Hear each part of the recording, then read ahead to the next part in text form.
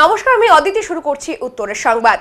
বিস্তারিত সংবাদে যাব, কিন্তু তার আগে চোখ রাখবো শুক্রবারের বিশেষ সংবাদে। বর্তমান শিক্ষা ব্যবস্থায় ছুটি বেশি, পঠন পাঠন কম। শিক্ষা ব্যবস্থার অবনতির জবাব চাইতে শিক্ষা দপ্তর অভিযান এসএফআই এর।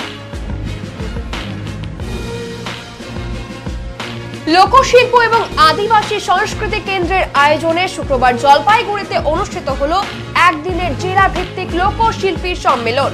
উপস্থিত ছিলেন জেলার বিশিষ্ট ব্যক্তিত্বরা।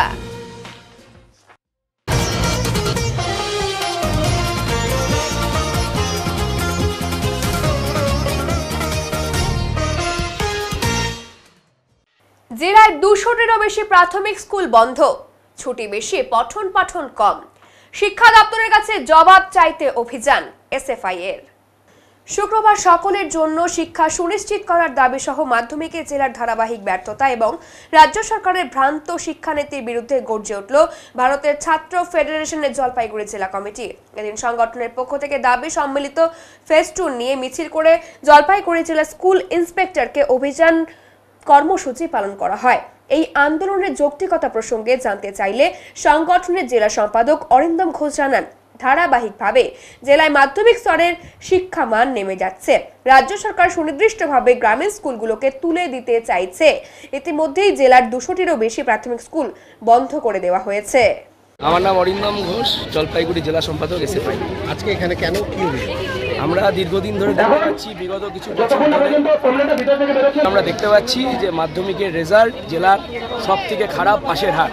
যদি দেখা যায় গোটা এলাকায় প্রান্তিক অঞ্চলগুলোয় যে শিক্ষার যে সব একমাত্র ভরসা সরকারি স্কুলগুলো, সেই স্কুলগুলোকে তুলে দেওয়ার পেছনে সরকারি উদ্দেশ্যভাবে তুলে দেওয়ার চেষ্টা এই সরকারের। আমরা দেখতে পাচ্ছি স্কুলগুলোতে শিক্ষকের অভাব, মিড ডে মিলের খাওয়ার অস্বাস্থ্যকর পরিবেশ, এর পাশাপাশি যদি দেখা যায় স্কুলের পরিকাঠামো, সময় উপযোগী ক্লাসরুম করতে হবে, স্মার্ট ক্লাস চালু করতে হবে, শিক্ষার দিন বৃদ্ধি করতে হবে। বেসরকারি শিক্ষা প্রতিষ্ঠানে যে কদিন পড়াশোনা করা হয় তার থেকে শিক্ষার দিন বাড়াতে হবে। মাসের পর মাস স্কুল বন্ধ করে রাখলে হবে না। এর ফলে আমরা দেখা যাচ্ছে মাধ্যমিকের রেজাল্ট খারাপ। সেই দাবি নিয়ে আমরা আজকে ডিআই ম্যাডামের কাছে আলোচনা করতে যাব। আমাদের প্রতিনিধি করে যাচ্ছি। পুলিশের ভূমিকা পালন করেছে। পুলিশের কাজ বাইরে আটকানো, শিক্ষা দুর্নীতি করা। শিক্ষামন্ত্রীকে পুলিশ ধরতে পারে না, কিন্তু সাধারণ ছাত্রছাত্রীদের আটকানোর জন্য পুলিশ এখানে ব্যারিকেড করে রেখে দিয়েছে। একটা জিনিস দেখা যাচ্ছে যে এখানে দেখা যাচ্ছে ছোট ছোট শিশু বলতে দেখুন,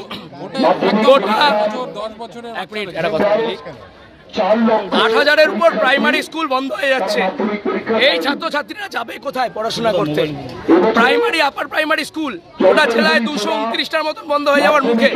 এই ছাত্রছাত্রীরা এখানে এসছেন নিজেদের দাবিতে। যাতে আমাদের এখানে থাকে সেজন্য সবাইকে আহ্বান করা হচ্ছে, সকলে রাস্তার এ মাথা থেকে ও মাথা বসে যান। যতক্ষণ না আমাদের কমরেডটা ভিতর থেকে বেরোবে, রাস্তার দখল আমরা ছাড়বো না। এই জলপাইগুড়ি জেলার রাজপথের দখল আজকে এসএফআই নিবে। আমরা আমাদের যে কথা সেই কথাই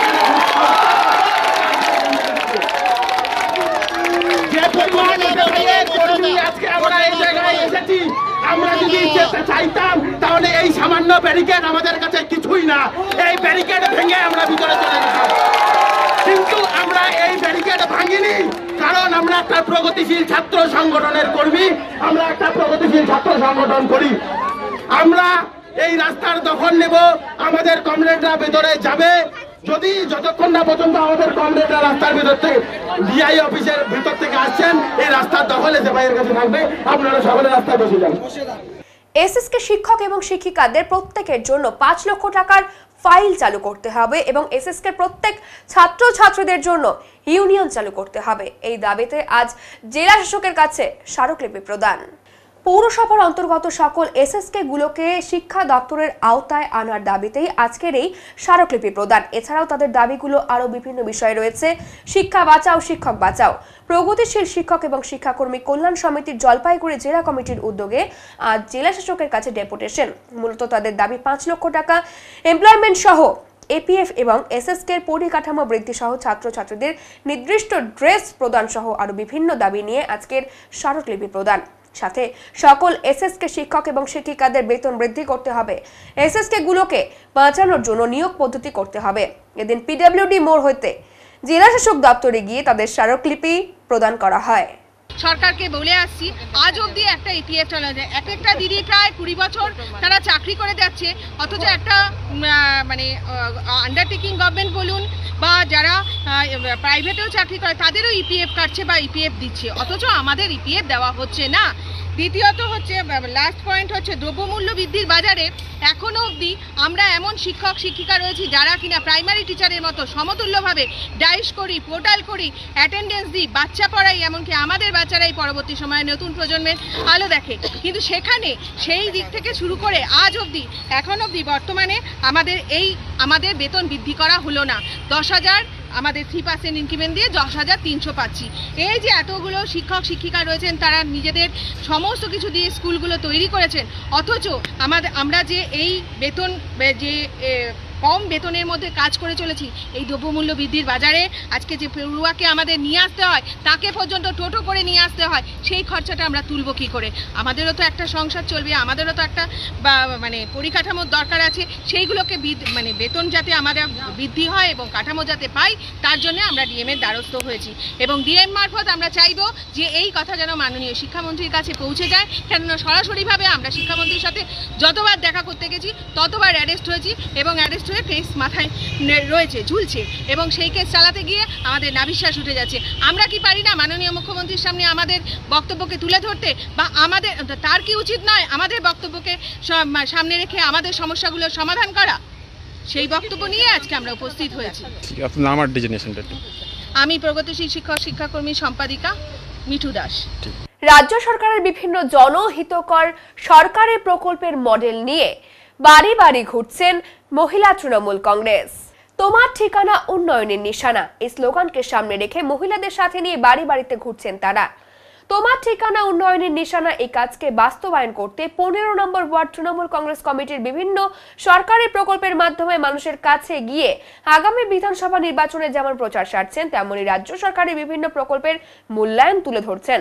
সরকারি প্রকল্পগুলো জ্যান্ত মডেল আকারে সাধারণ মানুষের কাছে তুলে ধরেন। 15 নম্বর ওয়ার্ড মহিলা তৃণমূল কংগ্রেসের উদ্যোগে এদিন রাতে 15 নম্বর ওয়ার্ডের বিভিন্ন এলাকা ঘোরেন।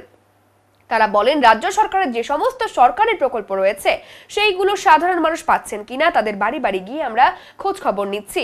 সাথে তোমার ঠিকানা উন্নয়নের নিশানা এই স্লোগানকে সামনে রেখেও মানুষের বাড়িতে গিয়ে কথা বলছি। পাশাপাশি আগামী বিধানসভা নির্বাচনকে সামনে রেখে মানুষের বাড়ি বাড়ি যাচ্ছি।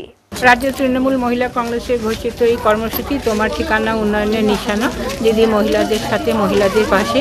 আপনি বুঝতেই পারছেন মহিলাদের ভিড় দেখে যে মহিলা কেন্দ্রিক যত প্রকল্প আছে তার সুবিধা সুফল সবাই পেয়েছেন, এবং আমরা বাড়ি বাড়ি যাচ্ছি। আমরা জানতে চাইছি তারা কেমন আছেন দিদির শাসনে, এবং দিদি যাতে আগামীতে থাকুন সেটাই সবাই বলছেন। ভোট প্রচারও কি হয়ে যাচ্ছে এর মধ্যে? হ্যাঁ, নিশ্চয়ই। এটা তো ভোট প্রচারই আমরা করছি, ভোট চাইছি না, মানুষের কাছে আমরা জানতে চাইছি তারা কেমন আছেন। আপনার নাম আর পরিচয়? লক্ষ্মী বাগদি, জেলা শহর ব্লক তৃণমূল মহিলা কংগ্রেস সভানেত্রী। হয়ে থাকে না পেয়ে থাকে, হ্যাঁ, তাদেরকে তৎক্ষণাৎ সেই প্রকল্পের মধ্যে নিয়ে আসার উদ্দেশ্যেই আমাদের আজকের এই কর্মসূচি চলছে সারা জেলা জুড়ে। কি নাম কর্মসূচি? এই কর্মসূচির নাম হচ্ছে তোমার ঠিকানা উন্নয়নের নিশানা। হ্যাঁ, এটা সারা পশ্চিমবঙ্গ জুড়ে প্রতিটি ব্লকে প্রতিটি ওয়ার্ডে এই কর্মসূচি পালিত হচ্ছে। তো এই কর্মসূচির মধ্যে দিয়ে আমরা মানুষকে বলতে যাচ্ছি এবং মানুষকে জানাতে যাচ্ছে এটাই যে প্রকল্পগুলি পশ্চিমবঙ্গ সরকার মমতা বন্দ্যোপাধ্যায় মানুষের জন্য মানে সূচনা করেছেন, সেই প্রকল্পের সুবিধাগুলি থেকে কেউ বঞ্চিত হয়েছে কিনা এবং কেউ পেয়েছে কিনা, এবং পেয়ে থাকলে সে সুবিধার ফল তারা ভোগ করছে কিনা। তো এইসব বিভিন্ন বিষয়ে আমরা মানুষের সামনে তুলে ধরবার চেষ্টা করছি, এবং বিশেষ করে দেখছেন যে মহিলারা বাড়ির থেকে বেরোচ্ছে এবং তাদেরকে জিজ্ঞেস করা হচ্ছে যে আপনারা কি লক্ষ্মীর ভাণ্ডার পেয়েছেন? বলে পেয়েছি। আপনারা কি স্বাস্থ্যসাথী পেয়েছেন? পেয়েছি। আপনারা কি হাউস ফর অল প্রকল্পে ঘর পেয়েছেন? হ্যাঁ, অধিকাংশই মানুষই পেয়েছেন। এবং বিশেষ করে এই বস্তি যে পানপাড়া 15 নম্বর ওয়ার্ডের অন্তর্গত এই পানপাড়া ধারাপট্টি বটতলা যে বস্তি, সেই বস্তির অধিকাংশ মানুষই এই হাউস ফর অল প্রকল্পের আওতায় এসছেন, এবং প্রত্যেকেই বার্ধক্য ভাতা পান, প্রত্যেকেই লক্ষ্মী ভাণ্ডার পান, এবং অন্যান্য যে সুবিধাগুলি রয়েছে সরকারের সেই সমস্ত সুবিধা তারা ভোগ করেন। তা সত্ত্বেও যদি কেউ বাদ গিয়ে থাকে, আওতার বাইরে থাকে, তাদেরকে এই প্রকল্পের মধ্যে নিয়ে আসার জন্য একটা জাগরণ তৈরি করবার জন্য বা মানুষকে বোঝানোর জন্য, মানুষকে এই প্রকল্পের আওতায় আনবার জন্য আজকে আমাদের এই কর্মসূচি চলছে। ফায়ার এবং ফুড সেফটি অ্যাক্ট নিয়ে কর্মশালা অনুষ্ঠিত হলো শুক্রবার। একটি বেসরকারি হোটেলে মূলত ফায়ার এবং ফুড সেফটি অ্যাক্ট কিভাবে পালন হবে, এর জন্য কি কি করণীয় দরকার তা নিয়ে একটি বিশেষ কর্মশালার আয়োজন করা হয়েছিল। এখানে জলপাইগুড়ি পৌরসভার দমকল বিভাগের আধিকারিক, ফুড সাপ্লাইয়ের আধিকারিক সহ ব্যবসায়ী মহলের বিভিন্ন প্রতিনিধিরা এখানে অংশগ্রহণ করেছিল। ফায়ার এবং ফুড সেফটির বিষয়ে কি ধরনের আইন রয়েছে বা কি বলা হয়েছে তা সঠিকভাবে জানার জন্যই আজকের এই কর্মশালা। সাধারণ মানুষ এবং ব্যবসায়ীদের ক্ষেত্রে কি ধরনের কাজ করা উচিত তাও আলোচনা হয় এখানে। ব্যবসায়ী সমিতি জলপাইগুড়ি এবং তৎসংলগ্ন ব্যবসায়ী সমিতি এবং তাদের প্রতিনিধিদের আমন্ত্রণ জানিয়েছি। জলপাইগুড়ি পৌরসভা, দমকল বিভাগ এবং খাদ্য সুরক্ষা বিভাগ থেকে আমরা এখানে একটা সাধারণ কর্মশালার আয়োজন করেছি, যেখান থেকে মেনলি আমরা চাইছি যে ব্যবসায়ীদের এবং কনজিউমারদের একটা বার্তা দিতে কীভাবে আরও বেশি সচেতন হওয়া যাবে এবং আইন কানুনগুলো সম্পর্কে একটা স্পষ্ট ধারণা পেতে চাইছি। কিসের বিষয়ে সচেতন? এটা মেনলি ফায়ার সেফটি অ্যাক্ট ও West Bengal fire safety act এবং food safety act, food safety standard act যেটা আছে সেটার বিষয়ে এখানে আলোচনা সভা আয়োজন করা হয়েছে। কেমন সাড়া পাচ্ছেন ব্যবসায়ী? খুব ভালো এখানে সাড়া আছেন। এখানে বিভিন্ন অনেক দূর দূর থেকে ব্যবসায়ী সমিতির প্রতিনিধিরা এখানে এসেছেন। জলপাইগুড়ি এবং তৎসংলগ্ন প্রায় সমস্ত ব্যবসায়ী সমিতির প্রতিনিধিরাই এখানে উপস্থিত আছেন। আরও অনেকে এখনও আসেননি, আসবেন। দেখা গেছে যে অনেক দোকানদাররা হঠাৎ সিলিন্ডারে বা গ্যাসে আগুন লাগলে সেটা নেভানোর জন্য অনেক দুর্ঘটনা হতে পারে।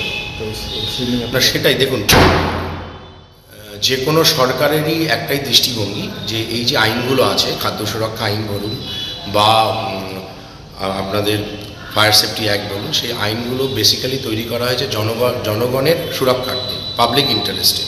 তো সেই আইনগুলো মেনে চললে জনগণের কী সুবিধা আছে, কিভাবে মেনে চলতে হবে, সেই বিষয়ে আমরা এই কর্মশালা আয়োজন করা হয়েছে। এবং আপনি যে প্রশ্নটা করলেন সেটা একটা টেকনিক্যাল কোশ্চেন, এর উত্তরটা এই স্যার আছেন, ওনারা আরও আমার থেকেও বেশি ভালো দিতে পারবেন। আমার নাম গৌরব সান্যাল, আমি জীবনধারা ইনোভেশন প্রাইভেট লিমিটেডের ডাইরেক্টর।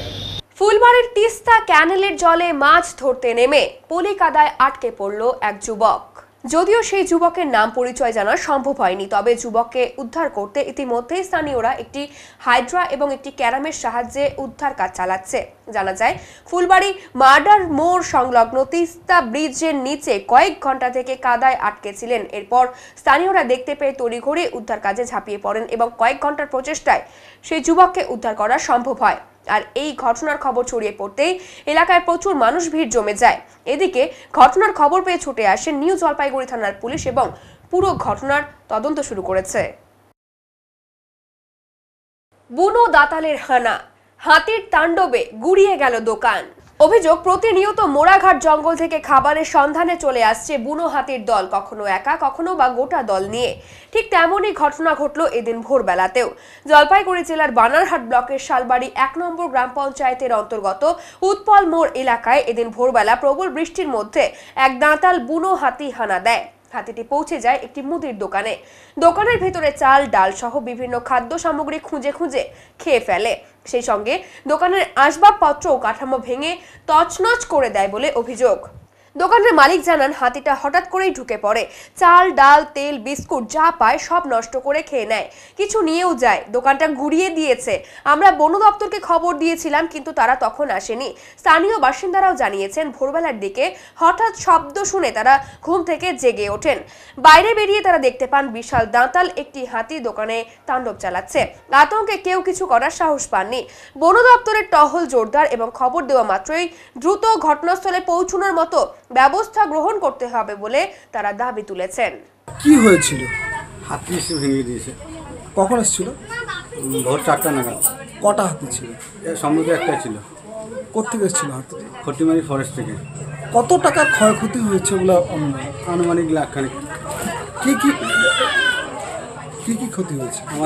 আমার কাছে ওয়েটিং কাটা গেছে, তারপরে ফ্রিজ গেছে, খাবার দাবার কিছু ছিল, চাল ডাল ছিল, সেগুলোও কিনে চলে গেছে। হ্যাঁ, খাইছে, তছনছ করছে, ভাঙছে। আপনার নাম? আমার নাম মোহাম্মদ মানিক হোসেন। দোকানটা আপনারই? আমারই। একদিকে যেমন আমের ফলন অনেকটাই বেশি হয়েছে, তেমনি জলের দরে জলপাইগুড়িতে বিক্রি হচ্ছে আম। এখন আমের কেজি মাত্র 20 থেকে 25 টাকা, যা কিনতেই ভিড় সাধারণ মানুষের। গরমের মধ্যে সবচেয়ে সুস্বাদু ফলের মধ্যে অন্যতম আম, আর এবার সেই আম বিক্রি হচ্ছে অনেকটাই কম দামে। জলপাইগুড়ির বাজারে এখন 20 থেকে 25 টাকা কেজি দরে ভালো আকৃতির আম বাজারে বিক্রি হচ্ছে।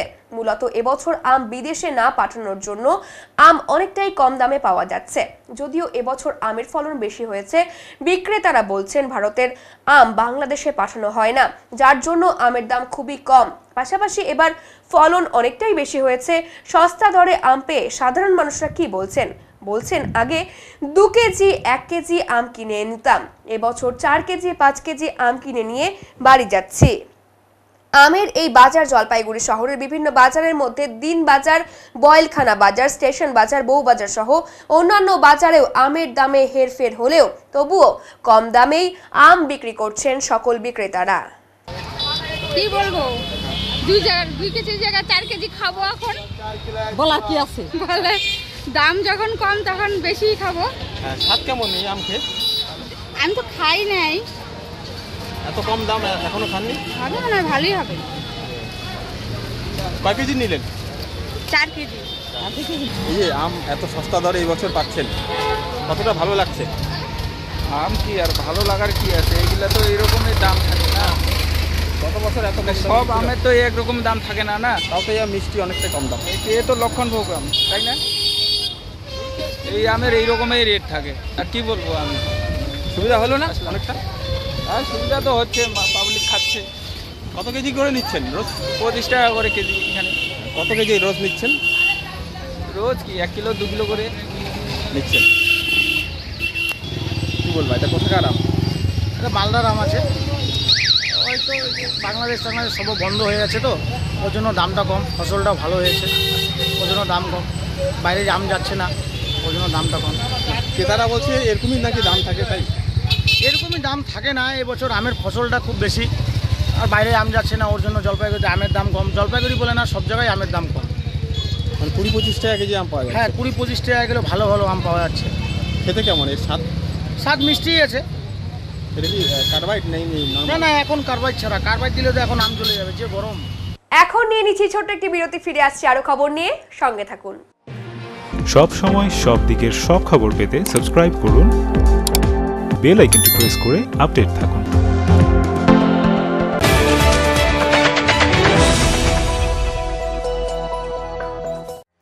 আগামী মাসের 1 তারিখ থেকে স্কিল নেস্ট নিয়ে এসেছে দারুণ এক অফার। থাকছে 1 মাসের ফ্রি ডেমো ক্লাস। আজ থেকে এ মাসের 30 তারিখ পর্যন্ত নাম নথিভুক্ত করা যাবে। আমাদের এখানে nursery to class 4 all subject, class 5 to class 6 all arts group including Bengali, history, geography, Sanskrit এবং ক্লাস 7 থেকে ক্লাস 10 অল সাবজেক্ট যত্ন সহকারে পড়ানো হয়। আরো বিস্তারিত জানতে আজই আসুন স্কিল নেস্ট, নয়াবস্তি, 1 নম্বর ঘুমটি, জলপাইগুড়ি। যোগাযোগের নাম্বার 7602790567।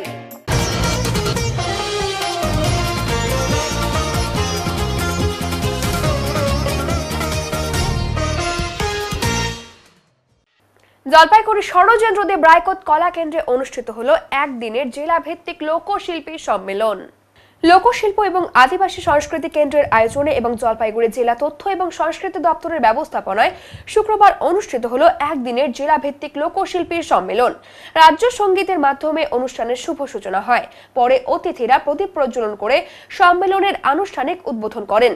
অনুষ্ঠানে উপস্থিত ছিলেন জলপাইগুড়ি জেলা পরিষদের সভাধিপতি কৃষ্ণ রায় বর্মন, সহকারী সভাধিপতি সীমা চৌধুরী, কর্মাধ্যক্ষ মহুয়া গোপ, সদর পঞ্চায়েত সমিতির সভাপতি বিনয় রায়, রাজগঞ্জ ব্লক পঞ্চায়েত সমিতির সভাপতি রূপালী দে, জেলা তথ্য এবং সংস্কৃতি আধিকারিক সৌরভ বিশ্বাস প্রমুখ। এই সম্মেলনে রাজ্য সরকারের বিভিন্ন প্রকল্প নিয়ে বিশদ আলোচনা করা হয়। জেলা তথ্য এবং সংস্কৃতি আধিকারিক সৌরভ বিশ্বাস জানান, লোকপ্রসার প্রকল্পের আওতায় জেলার বিভিন্ন প্রান্ত থেকে আগত প্রায় 5 শতাধিক লোকশিল্পী এই কর্মশালায় অংশগ্রহণ করেন। তিনি আরো বলেন, পশ্চিমবঙ্গ সরকারের উদ্যোগে বিগত বছরের মতো এবছরের একদিনের কর্মশালা অনুষ্ঠিত হচ্ছে। এই কর্মশালার মূল উদ্দেশ্য ছিল লোকশিল্পীদের সরকারের প্রকল্পগুলির বিষয়ে সচেতন করা, যাতে তারা নিজেদের প্রচারমূলক গানের মাধ্যমে এই পরিষেবাগুলির বার্তা সাধারণ মানুষের মধ্যে ছড়িয়ে দিতে পারে। লোকশিল্পীদের একদিনের সম্মেলন হচ্ছে এবং আমাদের অনুষ্ঠানের মুখ্য উদ্দেশ্য হচ্ছে যে সমস্ত লোকশিল্পীদেরকে সরকারি বিভিন্ন অ্যাওয়ারনেস প্রোগ্রাম এবং প্রকল্প সম্পর্কে অবগত করানো এবং তার পরিপ্রেক্ষিতে তারা এই ধরনের ইনফরমেশনগুলি গ্যাদার করে অনেক গান রচনা করবেন এবং সেই ধরনের গানগুলি প্রচারমূলক কাজে পরবর্তীকালে আমরা জেলার বিভিন্ন প্রান্তে দেখতে পাবো। কতজন আজকে অংশগ্রহণ করেছে? 500 জন লোকশিল্পী এই সম্মেলনে আজকে অংশগ্রহণ করেছে। মূলত কি কি অনুষ্ঠান মধ্যে দিয়ে আজকে হচ্ছে আজকে সম্মেলনটা? আজকে আমাদের এখানে বিভিন্ন অনুষ্ঠান হবে। আজকে আমাদের এখানে জেলার বিভিন্ন আধিকারিকরা এসেছেন, তারা তাদের যে সকল প্রকল্প আছে সেগুলি নিয়ে এবং অ্যাওয়ারনেস ক্যাম্পেইন যেগুলি আছে তা নিয়ে লোকশিল্পীদেরকে অবগত করাচ্ছেন এবং পরবর্তীকালে সেই ইনফরমেশন নিয়ে লোকশিল্পীরা গান রচনা করবেন। দুষ্কৃতী হামলায় আক্রান্ত পরিবারের পাশে দাঁড়ালেন ফুলবাড়ির বিধায়িকা শিখা চ্যাটার্জি। ডাবগ্রাম ফুলবাড়ির বিধায়িকা শিখা চ্যাটার্জি বিধানসভা অধিবেশন মাঝপথে ছেড়ে নিজের বিধানসভা এলাকায় ফিরে এসে আক্রান্ত পরিবারের সদস্যদের সঙ্গে দেখা করলেন। তিনি তাদের পাশে থাকার আশ্বাস দেন এবং সমস্ত পরিস্থিতি খতিয়ে দেখার কথা বলেন। সংবাদ মাধ্যমের মুখোমুখি হয়ে শিখা চ্যাটার্জি জানান, এলাকায় দিন দিন বেড়েই চলেছে দুষ্কৃতীর দৌরাত্ম্য। এর পেছনে শাসক দলের মদত রয়েছে। তিনি দোষীদের উপযুক্ত শাস্তির দাবিও জানান। বিধায়িকার এই সফর ঘিরে এলাকায় রাজনৈতিক চাঞ্চল্য ছড়িয়েছে। পুলিশ একরকম হচ্ছে তৃণমূল কংগ্রেসের উর্দিপড়া ক্যাডার। আপনারা জানেন, বিভিন্ন জায়গায় দেখেছি মহেশতলায় এরা ঢিল খেয়ে ইট খেয়ে মাথা ফাটলো, পা ভাঙলো, তবুও এদের লজ্জা শরম নেই, নিজেদের সত্তাটাকে এরা বিক্রি করে ফেলেছে। এখানেও তাই, যদি আজকে আমাকে এখান থেকে অন্য জায়গায় ট্রান্সফার করে দেয়, সেই জন্য এই জায়গাটা ছাড়া যাবে না, তাই এসে পুলিশকে হাতজোড় করতে দেখছে পাবলিক। তাহলে দেখুন পুলিশ কতখানি অসহায়। আমি তো মনে করি স্বরাষ্ট্র দপ্তরের মন্ত্রীকে মাননীয় মমতা ব্যানার্জি নিজে আইন সংক্রান্ত মন্ত্রী হওয়ার পরেও দেশে কোন জায়গায় আইন শৃঙ্খলাটা আছে আপনারা বলুন তো? কোনো জায়গায় আইন শৃঙ্খলা নেই। পুলিশকে নিজেদের দলদাস তৈরি করে ফেলেছে, যা বলবে তাই হবে। ওখান থেকে মেয়র সাহেব বলেছেন কারোর নামে কেস নেওয়া যাবে না, কাউকে ধরা হবে না।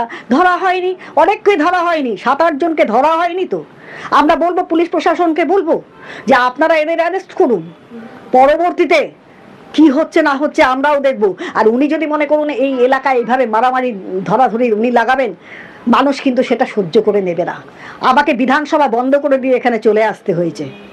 বিধানসভা চলছে আমার, আমি শোনা মাত্রই কিন্তু কালকে রাত্রি সময় গাড়িতে চলে এসেছি। যেখানে সেখানে চেন দেখায়, চেনটাকে হাতে করে নিয়ে পকেটে ঢুকিয়ে বলে আমার চেন ছিনতাই হয়েছে। আর এই ধরনের এই পলিটিক্স চলে না। আমি মাননীয় মেয়র সাহেবকে বলবো, মেয়র সাহেব পলিটিক্স আপনি করেন, পলিটিক্স আমিও করি, পলিটিক্যালি লড়াই করুন। এইভাবে মানুষকে অশান্ত করবেন না, মানুষকে কষ্ট দেবেন না, মানুষকে মারধর করবেন না। ওই বেকার ছেলেগুলোর কর্মসংস্থান করুন, ওনাদেরকে বিপথে চালিত করবেন না। আমি বলি এতে আপনার ভালো হবে না। আগুন লাগলে কি কি করণীয় তা নিয়ে বিশেষ সচেতনতা শিবিরের আয়োজন জলপাইগুড়ির ব্যবসায়ী মহলে। উদ্যোক্তা জলপাইগুড়ি দমকল বিভাগ। গত রবিবার জলপাইগুড়ি মার্চেন্ট রোড এলাকায় একটি জুতোর দোকানে আগুন লাগে।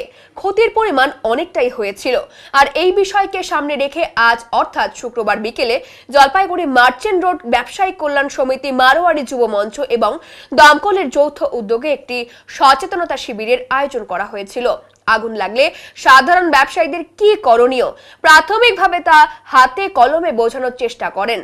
এই ধরনের অগ্নিকাণ্ড যাতে আর না ঘটে তার জন্য ব্যবসায়ীদের প্রত্যেক সদস্যদের কি কি জানা প্রয়োজন তাও এখানে আজ বোঝানো হয়েছিল। উপস্থিত ছিলেন দমকল বিভাগের আধিকারিকরা সহ মার্চেন্ট রোড এলাকার ব্যবসায়ী কল্যাণ সমিতির সকল সদস্যরা। এই ধরনের ক্যাম্প হওয়ার ফলে অনেকটাই সুবিধা হয়েছে বলে ব্যবসায়ীরা জানিয়েছেন। অ্যাওয়ারনেস প্রোগ্রাম করলাম। কেন করলেন? এখানে একটা আগুন লেগে গেছে। অনেক দোকানে দেখলাম এক্সটিংগুইশার আছে, কিন্তু এক্সটিংগুইশারটা চালানোর অভাবে আগুনগুলো কন্ট্রোল করতে পারছে না। যার জন্য আমরা এই অ্যাওয়ারনেস প্রোগ্রামটা করলাম, যাতে করে ফার্স্ট অ্যাটাকটাও ওরা করতে পারে। এখন আগুন বড় হয়ে গেলে তখন তো ফায়ার ব্রিগেডকে ডাকতেই হবে, কিন্তু যেসব দোকানে এক্সটিংগুইশার আছে বাকিদেরকেও বললাম আপনারাও আসেন এবং কী করে চালাতে হয় সেটা সম্পূর্ণটা শিখিয়ে দিলাম। এখানে শুধু এই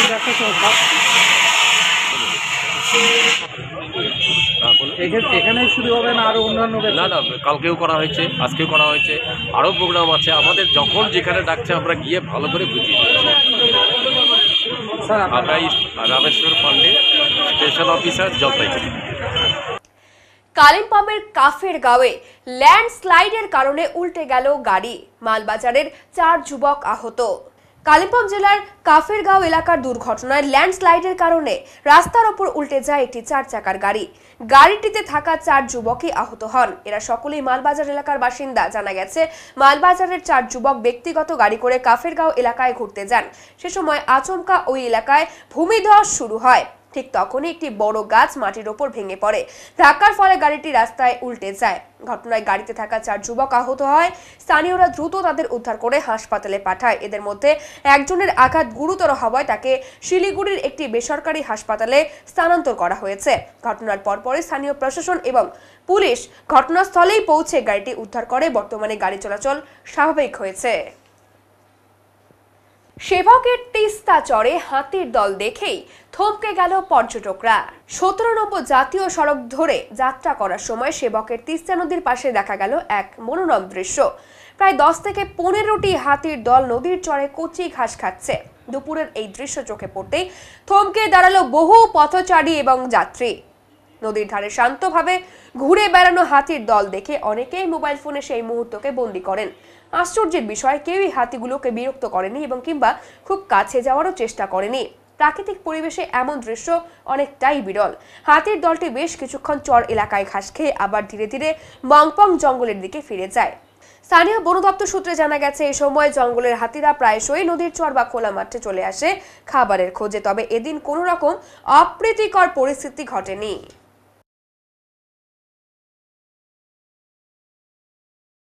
জলপাইগুড়িবাসীর জন্য এবার দুর্দান্ত খবর, যা সকলের হাতের নাগালে।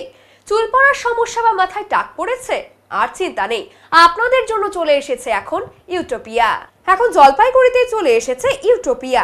এখানে আপনারা পাবেন টাক পড়লে কিংবা মাথার চুল হারালে সম্পূর্ণ নতুন চুল আর নতুন আত্মবিশ্বাস। হেয়ার প্যাচের মাধ্যমে আপনি পেতে পারেন সম্পূর্ণ প্রাকৃতিক লুক, যা বিনা অস্ত্রোপচার, বিনা ব্যথায় নিরাপদ এবং কার্যকর হেয়ার প্যাচ পরিষেবা, যা সকলের নাগালের মধ্যেই এখন জলপাইগুড়িতেই। পুরুষ এবং মহিলাদের জন্য বিশ্বস্ত হেয়ার প্যাচ। ঠিকানা ইউটোপিয়া, মহন্তপাড়া মোড়, শুভেচ্ছা অ্যাপার্টমেন্টের সামনে। কিভাবে সেটা করতে হয়? কত টাকার মধ্যে সাধারণ মানুষ এসে এই সুবিধা নিতে পারে? আপনি 4,999 টাকা থেকে আমাদের ফ্রি স্টাইল প্যাচ পেয়ে যাবেন। 4,999 আপ টু এখানে 40,000 টাকা পর্যন্ত আছে। আপনি যেটা চুজ করবেন সেই চুজের উপরে ডিপেন্ড করছে। আচ্ছা, কেমন এখন সাধারণ জলপাইগুড়ির কম বয়সী ছেলেদের মধ্যে তো অনেকটাই হেয়ারের সমস্যা হয়, ট্রাক পড়ে যায়, তো সেক্ষেত্রে তারা কি করবে? সেক্ষেত্রে আমার কাছে আসলে তাদেরকে আমি গেট আপ চেঞ্জ করাবো। তার মধ্যে কোয়ালিটি আছে, কোয়ালিটি চুজ করবেন, সেই কোয়ালিটি হিসেবে গেট আপ চেঞ্জ আছে। এক একটা কোয়ালিটি আছে, বিভিন্ন রকম কোয়ালিটি আছে, সে বিভিন্ন রকম বিভিন্ন প্রাইস আছে। এটা ঠিকানা কি? এখানে এটা ঠিকানা আছে মহন্তপাড়া শুভেচ্ছা অ্যাপার্টমেন্ট। শুভেচ্ছা অ্যাপার্টমেন্ট এটা ওকে দেব। হ্যাঁ, শুভেচ্ছা অ্যাপার্টমেন্টের সামনে। তো আপনার একটু নাম আর পরিচয়টা একটু বলুন। আমি গোবিন্দ শীল। জলপাইগুড়ি বাসীর জন্য সুখবর যে যাদের আমার জলপাইগুড়ি শহরে টাক আছে আর কি, টাক আছে, তাদের চুলের একদম মানে বয়স কমিয়ে দেবে আর কি, ঠিক আছে। যাকে মনে করেন একজন 25 বছরের ছেলেকে মানে টাক পরে তাকে 35 বছর মনে হচ্ছে, আমার কাছে যে সমস্ত কোয়ালিটির হেয়ার প্যাচ আনা আছে তাতে তাদেরকে বয়স তাতে 10 বছর অন্তপক্ষে কমে যাবে। এই ধরনের কি সুবিধা রয়েছে? কত দাম বা কীভাবে এটা করতে? দাম 4,999 মানে 5,000 টাকার থেকে শুরু, ঠিক আছে। আরও কমে আছে, আমি ওগুলা ইয়ে করতে পারবো না, ঠিক আছে। আরও ভালো ভালো আছে। সাধারণ মানুষ পারবে? হ্যাঁ, একদম সাধারণ মানুষের হাতে। আজকের থেকে ওপেন হলো? আমাদের 3-4 দিন থেকে ওপেন হয়েছে, ঠিক আছে। আমরা আজকে আপনাদেরকে ডেকেছি। কেমন সাড়া পাচ্ছেন? সাড়া খুব ভালো পাচ্ছি। প্রত্যেক দিন 9 করে 4-5 জন করে ডেমনস্ট্রেশন নিচ্ছে। আচ্ছা আচ্ছা, এর কি ওয়ারেন্টিও থাকছে কিছু? ওয়ারেন্টি তো অবশ্যই থাকবে, ওয়ারেন্টি অবশ্যই। জলপাইগুড়িবাসীকে কি বলবেন? জলপাইগুড়ি সবাই আসুন, যাদের এই সমস্যা আছে সবাই আসুন, আসে আমাদের এখানে ডেমনস্ট্রেশন নিন, হ্যাঁ। তারপরে আপনাদের সুবিধা অসুবিধা মেলে। আর এই মুহূর্তে হচ্ছে না, হয়তো সামনের মাস থেকে আমাদের বাজাজ ফিনান্স বা আরও ফিনান্সদের দিয়েও আমরা চেষ্টা করব যাতে করা হয় আর কি। ইএমআই ব্যবস্থা আছে? হবে করা হবে সামনের মাস থেকে হয়তো। আচ্ছা, এখানে কি মেয়েরাও পারবে? হ্যাঁ ছেলে মেয়ে সব। মেয়েদের জন্য কি কি সুবিধা? মেয়েদের হেয়ার এক্সটেনশন হবে, টপার লাগানো হবে, মানে যাদের চুল এখান থেকে সিঁদুর দিতে উঠে যায় মিডিল থেকে, তারপরে বিভিন্ন রকমের পেশেন্ট হয় তাদেরও চুল উঠে যায় সেসব ট্রিটমেন্ট করা হবে। হ্যাঁ না ট্রিটমেন্ট না, যে সমস্ত পেশেন্টদের অনেক জায়গা থেকে চুল উঠে যায়, জায়গা থেকে উঠে যায়, তাদেরকেও এখানে লাগাই দেওয়া হবে। এটা ছেলেদের কি কি করানো হবে? ছেলেদের ওই টাক পড়লে পরে হেয়ার প্যাচ। এই যে তোমার যে হেয়ার কাটিং এখান থেকে করা হয়েছে কেমন? খুবই কমফোর্টেবল, ঠিক আছে, কোনো অসুবিধা নেই। স্নান করা থেকে শোয়া, বাইক চালানো, যাই করা হোক, ডেইলি লাইফে আমরা যেভাবে চলাফেরা করি তার সাথে খুব মানানসই। তুমি কি এখন সেই চুল লাগিয়ে আছো? হ্যাঁ, 24 ঘন্টা এটা থাকে, ঘুমানোর সময় ওটা কোনো খোলার ব্যাপার নেই, এটা পেস্ট করা থাকে। ফেস কাটিংটা অনেকটাই চেঞ্জ হয়ে গেছে। হ্যাঁ, ফেস কাটিংটা অনেকটাই চেঞ্জ। আমি ইভেন প্রথম যখন আমি লাগিয়েছিলাম আমার বাড়ি পেট ডগটা আমাকে থেকে প্রথমে চিনতে পারেনি, এরকম ব্যাপার হয়ে গেছিলো। কত টাকা প্রাইস পড়েছে? এটা পড়েছে 25।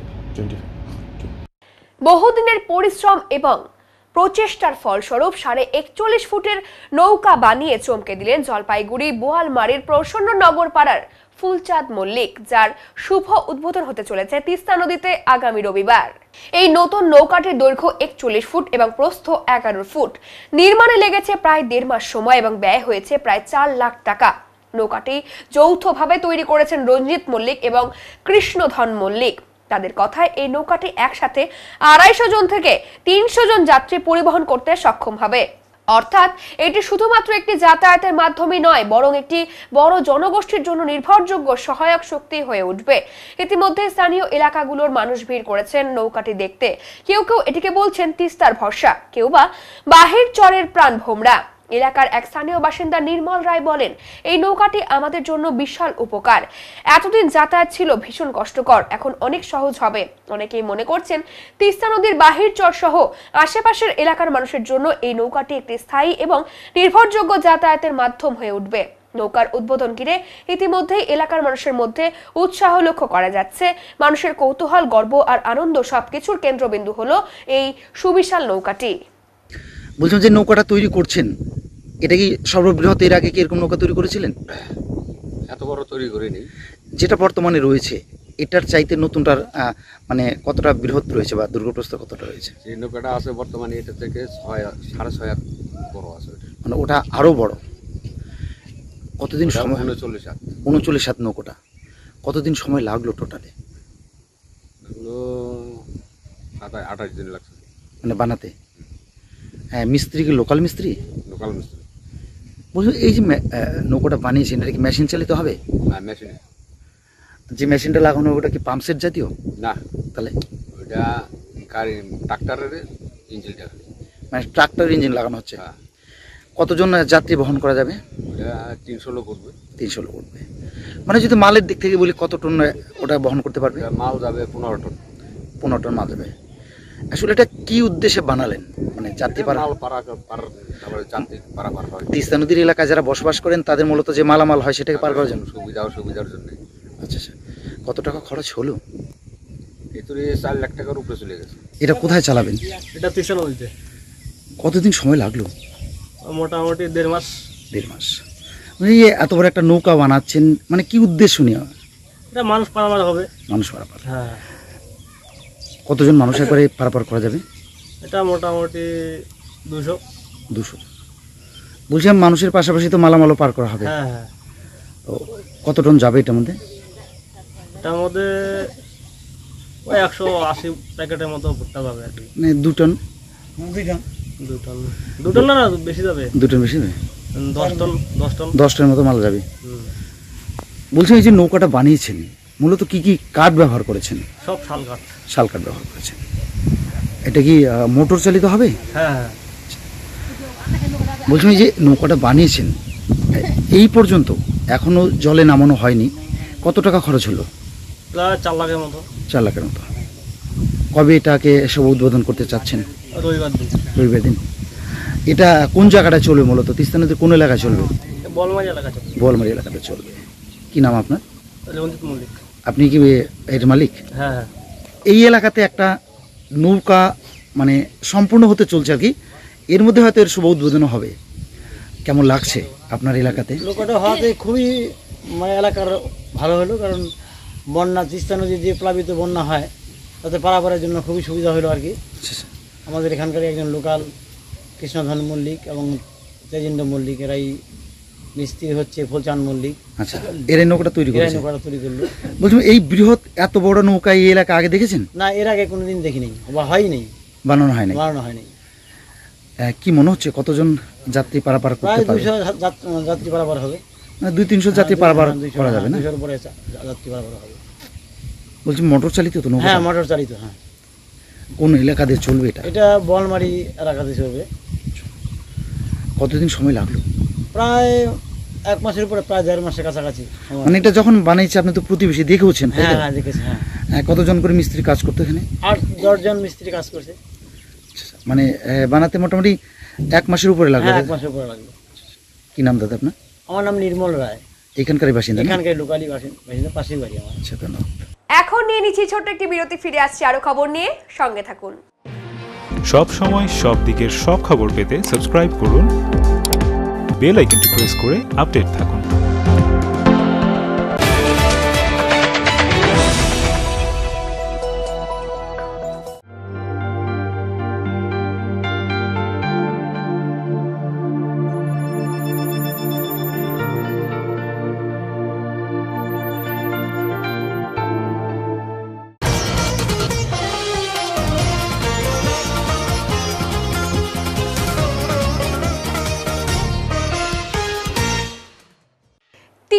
মাথায় 2টি অজগর ছানা উদ্ধার জলপাইগুড়িতে। ফের ট্যাপাইতে আটকে অজগর ছানা, স্বেচ্ছাসেবীদের তৎপরতায় 3 দিনের মাথায় উদ্ধার হলো অজগর ছানাটি। 2 নম্বর টাকিমারি পূর্বপাড়ার বাসিন্দা খগেন্দ্র দাস প্রতিদিনের মতো গতকাল সন্ধ্যায় জমির আলিতে মাছ ধরার ফাঁদ পেতেছেন। গ্রামের আঞ্চলিক ভাষায় এই ধরনের মাছ ধরার ফাঁদকে ট্যাপাই বলে। আজ সকালে খগেন্দ্র দাস মাছ সংগ্রহ করতে ট্যাপাই টানতেই চক্ষু ছানা বড়া। ট্যাপাইতে একটাও মাছ নেই, সেখানে ঘাপটি মেরে বসে আছেন একটি বৃহৎ সাপ। 3 দিনের মধ্যে এটি দ্বিতীয় ঘটনা। গত সোমবার একই ট্যাপাইতে একটি 5 ফুট লম্বা অজগর ছানা উদ্ধার করেছিল গ্রিন জলপাইগুড়ি স্বেচ্ছাসেবী সংস্থার সদস্যরা। আজ আবারও একটি 6 ফুটের অজগর ছানা ট্যাপাইতে ঘাপটি মেরে বসে আছে। সাপ উদ্ধার করার জন্য খগেন্দ্র বাবুর ছেলে নিপুর দাস যোগাযোগ করেন স্বেচ্ছাসেবী সংস্থার সঙ্গে। খবর পেয়ে ছুটে যান গ্রিন জলপাইগুড়ি স্বেচ্ছাসেবী সংস্থার সম্পাদক অঙ্কুর দাস এবং দপ্তর সম্পাদক স্বরূপ বসাক। উদ্ধার করেন প্রায় 6 ফুট লম্বা একটি অজগর ছানা। গ্রিন জলপাইগুড়ি স্বেচ্ছাসেবী সংস্থার সম্পাদক অঙ্কুর দাস জানান, টাকিমারি এলাকায় মাছ ধরার ফাঁদ থেকে একটি অজগর ছানা উদ্ধার করা হয়েছে। একই স্থানে একইভাবে 3 দিনের ব্যবধানে আজ দ্বিতীয় অজগর ছানা উদ্ধার করা হয়েছে। সাপটি সুস্থ আছে। আমরা সাপটিকে বন দপ্তরের হাতে তুলে দেব। ইতিমধ্যেই বন দপ্তরের আধিকারিকদের সঙ্গে আমাদের কথা হয়ে গিয়েছে।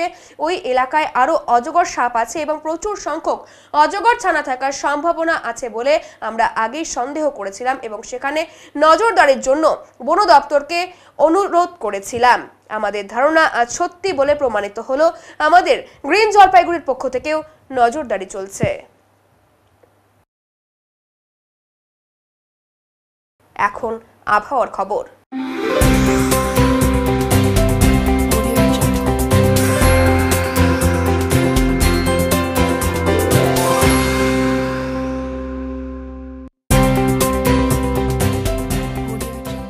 কেন্দ্রীয় আবহাওয়া দপ্তরের জলপাইগুড়ি কেন্দ্র থেকে পাওয়া তথ্য অনুযায়ী শুক্রবার দিনের সর্বোচ্চ তাপমাত্রা ছিল 31.6 ডিগ্রি সেলসিয়াস এবং সর্বনিম্ন তাপমাত্রা ছিল 25.6 ডিগ্রি সেলসিয়াস। গত 24 ঘন্টায় বৃষ্টিপাতের পরিমাণ ছিল 16.4 মিলিমিটার। শেষ করবার আগে আজকের বিশেষ সংবাদ আরো একবার। বর্তমান শিক্ষা ব্যবস্থায় ছুটি বেশি, পঠন পাঠন কম। শিক্ষা ব্যবস্থার অবনতির জবাব চাইতে শিক্ষা দপ্তর অভিযান এসএফআই এর।